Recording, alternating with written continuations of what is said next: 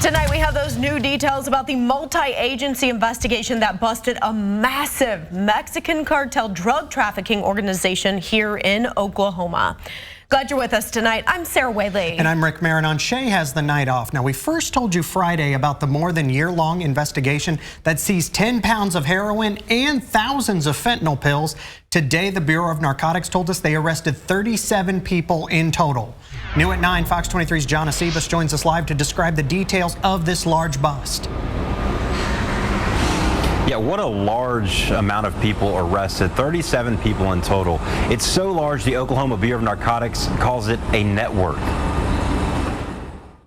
10 pounds worth of heroin and more than 14,000 blue fentanyl pills. This particular investigation was focused on a group moving heroin and fentanyl into Oklahoma City. I'm speaking with Oklahoma Bureau of Narcotics spokesperson Mark Woodward, talking about a bust that led to the arrest of more than 3 dozen people. Arrested in total about 37 people. He tells me it's a microcosm of how bad fentanyl has gotten in the state. According to the chief medical examiner in Tulsa, 474 people died last year from a fentanyl overdose, not to mention the 283 cases still open as of May. The last 5 years speak for themselves when it comes to how deadly it's been. It's become our #1 killer in terms of just the highest, fastest rising drug. We're talking about a 500% increase in deaths in Oklahoma in the last 5 years, and so many of them are attributed back to fentanyl. It's a cheap pill. These pills can be sold for as little as $1. That comes at a costly price. Any one of those single pills could have taken a life. So,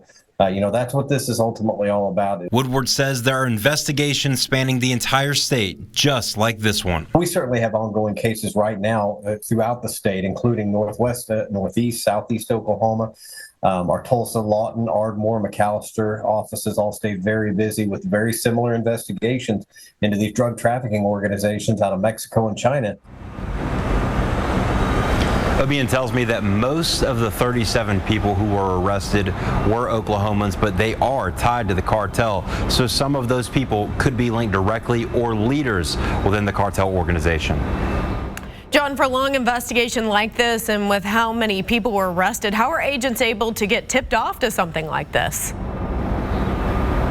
A lot of undercover work. You'll notice in a lot of the stories that I do, whether it's the DEA, Tulsa Police, the FBI in some of these cases, they have undercover agents going around. So 16 months, there have been purchases there between those undercover agents and some of those cartel members or whomever's buying those drugs. It just comes down to doing those purchases and then letting that investigation play out. Then they'll do that affidavit. They'll apply for a search affidavit or a search warrant, and that's when they build these cases and finally make those arrests.